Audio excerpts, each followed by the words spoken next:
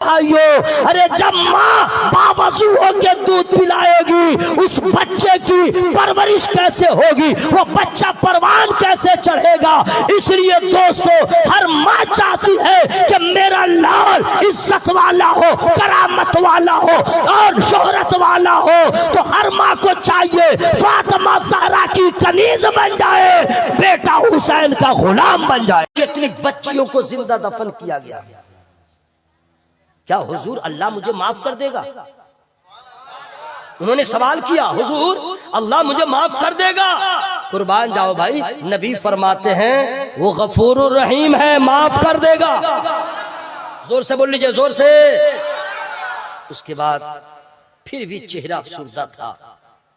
अब वो कहते हैं, हुजूर इससे भी बड़ा एक गुनाह हमने किया है, बोलते हुए मुझे हया होती है। हिम्मत जवाब दे रही है, मैं कैसे बताऊं? कहा बताओ। शुरू किया कि हुजूर मैं कबीले का सरदार और मैंने कानून लगा दिया था कि किसी के घर में बेटी पैदा हो दफन कर देना। मैं किसी सफर में निकला, लंबा रह गया, कई सालों तक घर बाहर रह गया, लेकिन उम्मीद से मेरी बीवी थी। मेरी गैर मौजूदगी में बेटी पैदा हुई, हुस्न की मलका थी, शान का टुकड़ा। मेरी बीवी ने उसको दफन नहीं किया, नाजो न्याम से उसकी परवरिश किया। मैं कई सालों के बाद जब लौटा तो गालिबन 3 से 4 साल की उम्र उस बच्चे की थी। मैं जब आया, दरवाजे पे घर में दस्तक दिया। दरवाजा कौन? मैंने कहा दहिया कल्बी। दरवाजा खुला तो मेरी बीवी के आने से पहले एक बच्ची मेरे सामने आई। मेरे पांव को जकड़ लिया। मैंने उसका चेहरा देखा, मैं देखता ही रह गया। इतनी खूबसूरत बच्ची थी। मैंने पूछा ये कौन है? मेरी बीवी ने कहा आपकी अमानत, आपकी बेटी है। कहा मैंने कहा था कि दफन कर देना, क्यों अमल नहीं हुआ? कहा कि ऐ मेरे शौहरे नामदार, क्या इस नन्ही सी सूरत को देख के आपको प्यार नहीं आता? पत्थर भी पिघल जाए आपको प्यार नहीं आता? बच्ची है, इतना प्यार कर रही है। चूंकि बाप के प्यास को तरस गई थी, आज बाप का सामना हुआ, आगे से पीछे से लिपट रही है, कभी गोद में जा रही है, कभी आगे पीछे। बच्ची की तो मोहब्बत होती है। हजरत दहिया कल्बी कहते हैं उसकी मोहब्बत ने मुझे रोक दिया, मैं दफन न कर सका, मैं उसे दफन न कर सका। लेकिन कब तक? अंदर से मेरा नफ्स मुझे लान तान कर रहा था। कबीले का सरदार है, कानून बनाता है, खुद उस पे अमल नहीं करता है। फिर एक दिन शैतान मुझ पे सवार हुआ। मैंने फैसला कर लिया बेटी को जिंदा नहीं रहने दूंगा। मैंने अपनी बीवी से कहा मैं बेटी को जरा सजा दो, अच्छे कपड़े पहना दो। कहा क्या बात है? कहा मैं अपनी बेटी को बाजार ले जाऊंगा तफरीह के लिए। बीवी खुश हो गई कि चलो मेरी बेटी से उसके बाप को प्यार तो हो गया। अल्लाह अल्लाह। मैंने सजा दिया। उसके बाद लड़की को ले जाने से पहले हजरत दहिया कल्बी कहते हैं कि बेटी को मैं जब ले जाता उससे पहले मैं दूसरे कमरे में गया। फाड़ा कुदाल जिसको कहते हैं, जिससे कब्र खोदते हैं, उस कमरे में गया। मैं उसको लेने लगा। मेरी बीवी ने देख लिया, समझ गई मेरी बेटी मरने वाली है। कदमों में गिर गई मेरी बीवी कि हुजूर इतनी अच्छी सूरत वाली बेटी पे प्यार नहीं आ रहा है, आप फिर बेटी को वही जिंदा दफन करने जा रहे हैं। हजरत दहिया कल्बी कहते हैं हुजूर मैं अपने आप पे कंट्रोल न कर सका, बीवी को धक्के दिया, वो गिर गई और बेटी को लेके मैं चल पड़ा। जहां ये काम होता है, जिंदा दफन करना होता है। बेटी खड़ी थी, मैं कब्र खोद रहा था। बेटी हसरत भरी नजर से देख रही थी, पूछती भी थी बाबा क्या कर रहे हैं। मैं उसे बातों में उलझा के रखा, बता न सका। यहाँ तक के गड्ढा खोद दिया, बेटी को मैंने उसमें डाल दिया। बेटी तो बेटी है, अभी तक वो कुछ समझ ना पा रही थी। मैंने जब ऊपर से मिट्टी डालना शुरू किया, हल्की हल्की मिट्टी गिरी, उसे एहसास न हुआ।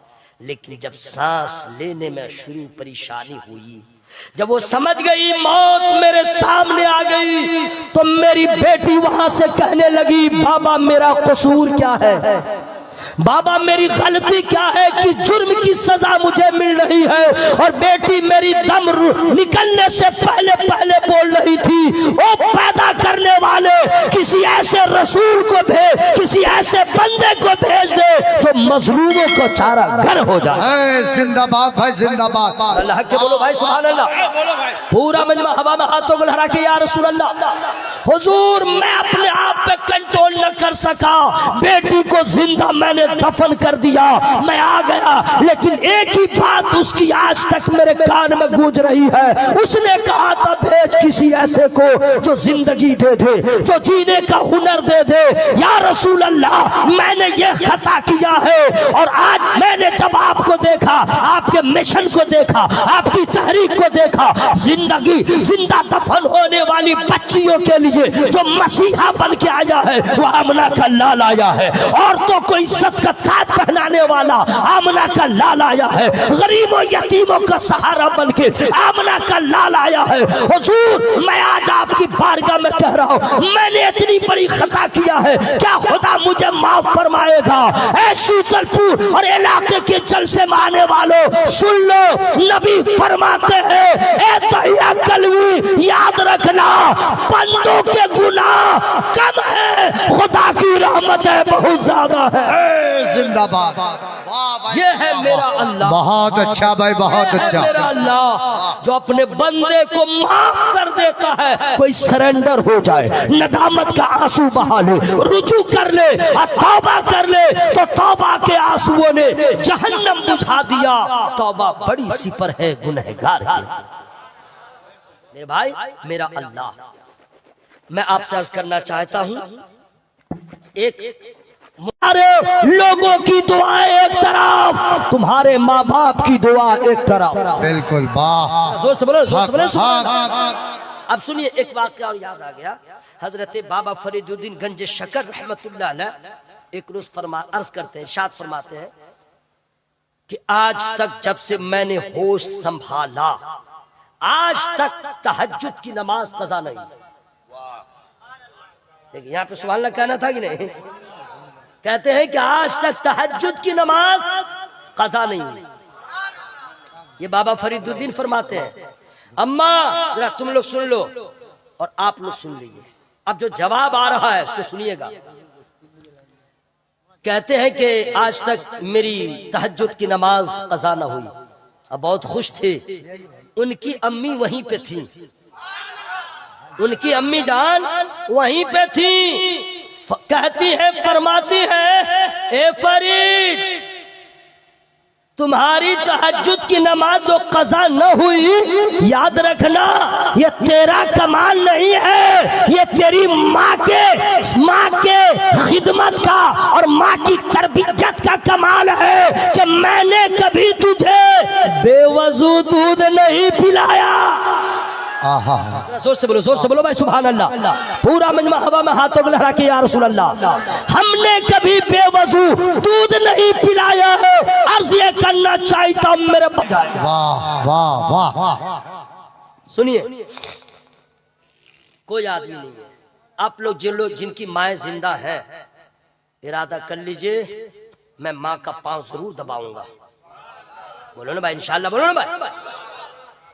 अच्छा, जब परेशानी में घिर जाए तो आप लोग जाते हैं, ये ताबीज दे दीजिए, वो दुआ कर दीजिए, ये कर दीजिए, वो कर दीजिए, सब करते हैं कि नहीं भाई? मैं आपको अंदर की बात बता दे रहा हूँ, अंदर की बात। जब देखिए कि सारे दरवाजे बंद हो चुके हैं, चले जाइए माँ के पास। जोर से मत बोलिए, कोई सुन लेगा। जाइए माँ के पास, अब पाँव दबाइए, पाँव दबाइए, दबाते रहिए। अब देखिए माँ के रहमत के समुंदर में कैसे तुग़यानी आएगी, माँ कितनी खुश होगी। आप बड़े हैं ना, दाढ़ी वाले हैं, मौलाना है या कोई भी है, तो माँ कहेगी छोड़ दो बाबू, छोड़ दो, माँ तो माँ है। आप कहेगा माँ ये मेरा हक है, मत छीनिए।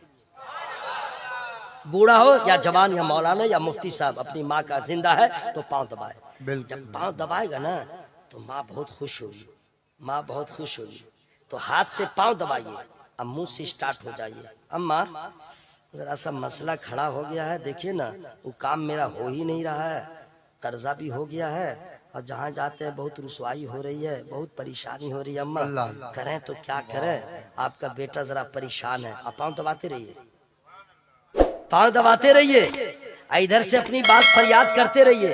अल्लाह की कसम माँ खुश होगी, दुआ दे देगी, सारी परेशानियां दूर हो जाएंगी, क्योंकि किसी की दुआ की गारंटी नहीं है। और माँ बाप औलाद के लिए दुआ कर दे, उस दुआ की गारंटी है भाई। वाह, बिल्कुल बिल्कुल। जोर से बोलो सुभान अल्लाह। तो ख्वाजा उवैस क़रनी रज़ी अल्लाह ताला ने माँ की ऐसी खिदमत किया, ऐसी खिदमत किया, सिला क्या क्या मिला है। अच्छा क्या मैं बताऊं, आज तो है लोग जो है बड़ा वसी उन्वान है ख्वाजा उवैस क़रनी, क्या कहने, बोलते बोलते थक जाइएगा। हाँ आजकल जो नमाज पढ़ते हैं तो ऐलान करते हैं, है जाओ, हेलो कहाँ जा रहे हैं, नमाज पढ़ने। ऐलान होता है भाई, क्या बात है, बहुत भीड़ लगी है। हाँ 10 आदमी को खाने के मैंने दावत दिया है, ऐलान हो रहा है। क्या बात है, बहुत शमे कुमकुमे लगे हुए हैं, नहीं मालूम है, हम हज को जा रहे हैं। डंका पीट रहा है, डंका पीट रहा है। और साहब हाँ नहीं मालूम आपको, टिकट कट गया, कब उम्रा में जा रहे हैं। डंका पीट रहा है, डंका पीट रहा है। अफ्तारी लेने जाएगा, जोहर के वक्त ही निकलेगा, अब बड़ा बड़ा झोला लेके जाएगा। कहाँ चले, नहीं मालूम है, हम रोजा है। डंका पीट रहा है। ज़कात में तो पूछे मत, जब तक 7-8 मौलवी आ न जाए, अच्छा उसको बैठाएगा नहीं, समझिए, अकेले में नहीं देगा ना। आइए अब बैठा करके उसके बाद भी इधर उधर इग्नोर करता रहेगा, ताकि सब भीड़ हो जाए, ताकि समझे कि हम बहुत बड़े पैसा वाले हैं, हम ज़कात दे रहे हैं। शोहरत की बीमारी, रिया की बीमारी, रिया दिखावे की बीमारी। जी बिल्कुल। हम लोग हैं जो हर काम को दिखा के करते हैं, और ख्वाजा वैसे करनी है, नमाज भी पढ़ते हैं तो छुप छुप के पढ़ते हैं, जिक्र भी करते हैं तो छुप छुप के करते हैं। वो कहते हैं कि जिस इबादत में दिखावा आ जाए वो इबादत कैसी है, हम जिसकी इबादत करते हैं वही देखे, यही कामयाबी। जोर से बोलो, पूरा मजमा हवा में हाथों को लहरा के रसूल अल्लाह। हम लोग क्या जाने मोहब्बत रसूल क्या है। देखिए ना बरेली शरीफ में मैंने ये लिया था, ये सदरी बरेली शरीफ में है, हेवी है, ठीक है। ये जुब्बा मैंने लिया मदीना शरीफ में है, बटन भी देखा कैसा है, समझ गए। ये घड़ी में लिया था कलकत्ता में, देखा कि कितनी खूबसूरत है मेरे कलाई में। ये सब देखने के बाद फिर बरेली शरीफ में गया था तो मैंने अमामा लिया, मैंने कहा कौन सा कलर लूं कि जरा जमे, देखते रहिएगा। ये सब मैंने लिया, ठीक है, और इतना सजाया अपने आप को, तब मैं आपके सामने आया। क्यों लोग कहे अमामा अच्छा है, जुब्बा अच्छा है, ढेकान अच्छा है, चिलान अच्छा है। और हजरत ख्वाजा वैसे करनी ने कभी भी लिबास फाखरा इस्तेमाल न किया। फटे पुराने कपड़े को लपेट लेते, बच्चे थे छोटे छोटे, जब उनको देखते दीवाना समझ के पत्थर मारते। ख्वाजा वैसे करनी किसी को डांटते नहीं, किसी को फटकारते नहीं, बस इतना कहते इश्क क्या है जनाब, नमाज क्या है जनाब, अल्लाह की मोहब्बत क्या है। ख्वाजा वैसे करनी फरमाते, ऐ बच्चों बड़े बड़े पत्थरों से ना मारो, खून बहेगा, वजू टूट जाएगा, छोटे छोटे